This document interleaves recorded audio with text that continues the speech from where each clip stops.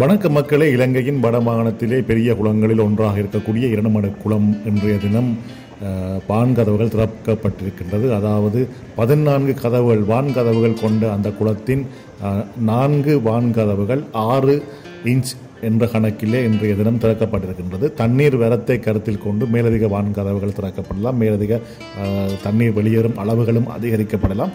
இந்த காணொளியின் பிரதான நோக்கம், நாளைய தினம் ஏராளமான மக்கள் அந்த இடத்தை பார்வையிடுவதற்கு செல்வார்கள். அவ்வாறு செல்லக்கூடியவர்கள் அந்த உள்ளே இறங்கி செல்ஃபி எடுக்கும் அந்த நோக்கத்திலே பலர் அங்கே செல்வார்கள்.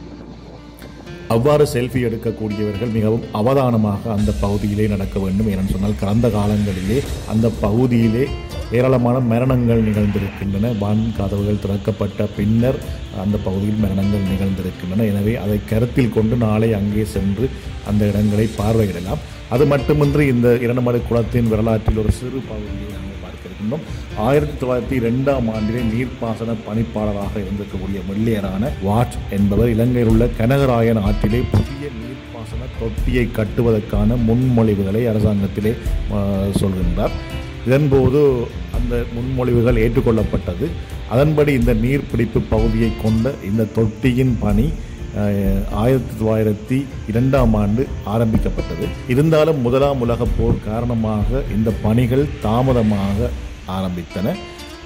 1921ஆம் ஆண்டு தான் இந்த நீர்ப்பாசன தொட்டி, அதாவது இந்த குளம் முழுமையாக பூரணப்படுத்தப்பட்டது.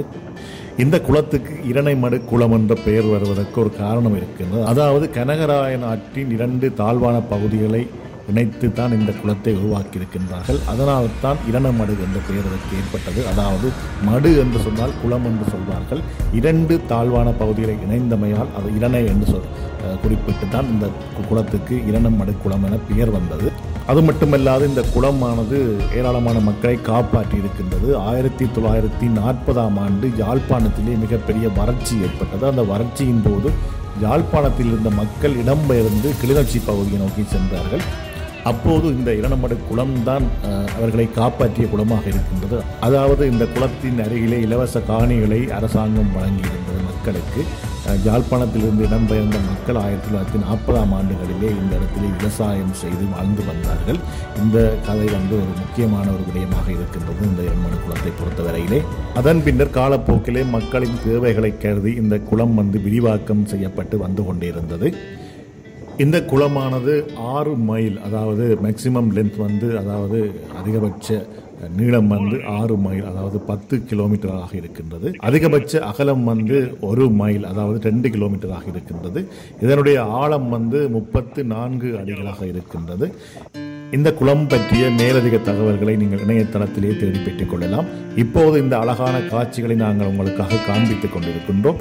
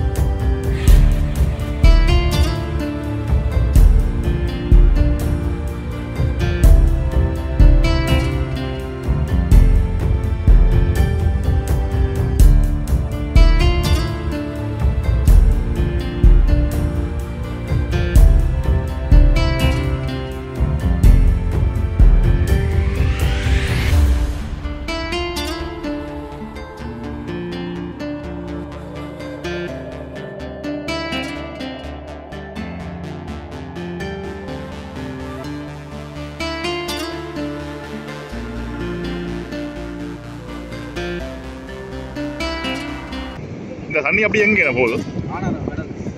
ரைட்டா. எந்தெந்த இடங்களை தாண்டி போகும்? முரசு மூட்டை கண்டாவல பல பகுதிகளை தாண்டி ஆனரவு கடலுக்கு போகுதுன்னு.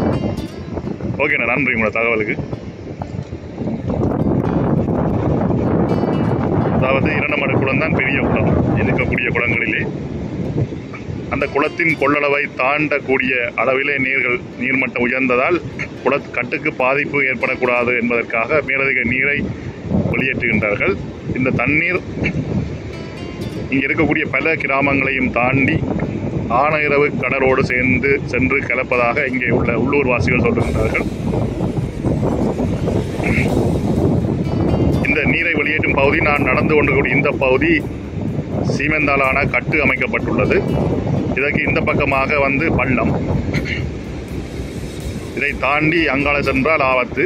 அதே நேரம் எனக்கு மற்ற பக்கத்தில் இருக்கக்கூடிய இந்த பக்கத்தில் இதுவும் பள்ளம். நான் நின்று கொண்டிருக்கக்கூடிய இந்த பகுதி மட்டும்தான் சீமெந்தால கட்டாக கட்டப்பட்டுள்ளது.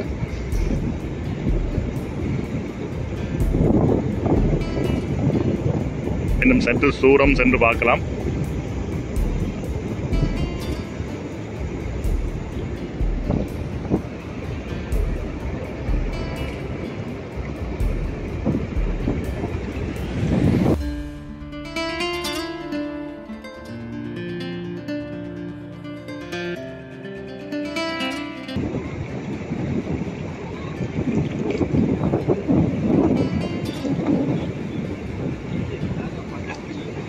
இந்த பக்கமும் ஆபத்து இருக்கு, இந்த பக்கமும் ஆபத்து இருக்கு. அதாவது இடக்கிட்ட பெரிய பள்ளங்கள் குழிகள் இருக்கிறது என சொல்கிறார்கள்.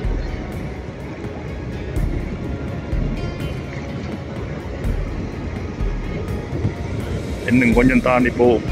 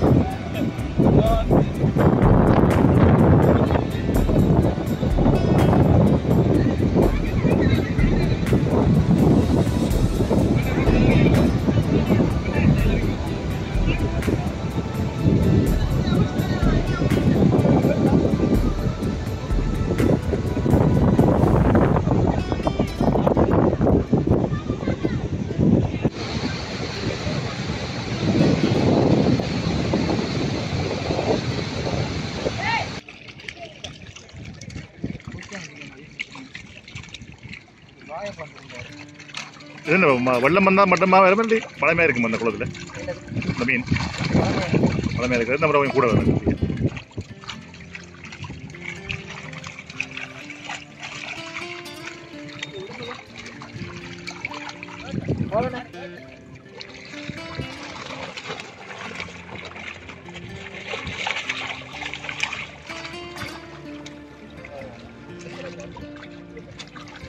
இனி அப்படியே வச்சுட்டு போய் உள்ள பிடிச்சிட்டு வரீங்களா?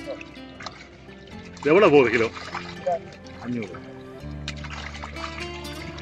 வந்து எடுப்பினமா இல்லை நீங்கள் ஒன்று கொடுக்கணுமா?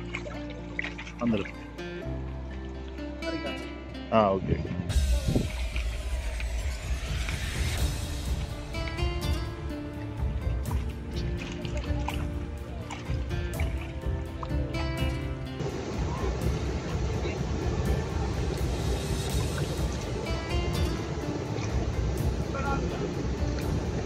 வந்ததா மீன்? என்னென்ன மீன் வந்துருக்கு? என்னென்ன மீன் வந்துருக்கு பார்க்கலாமா?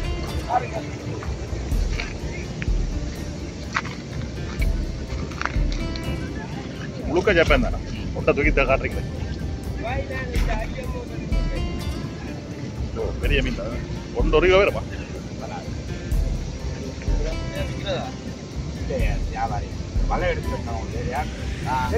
ஓ பார்த்தாச்சு.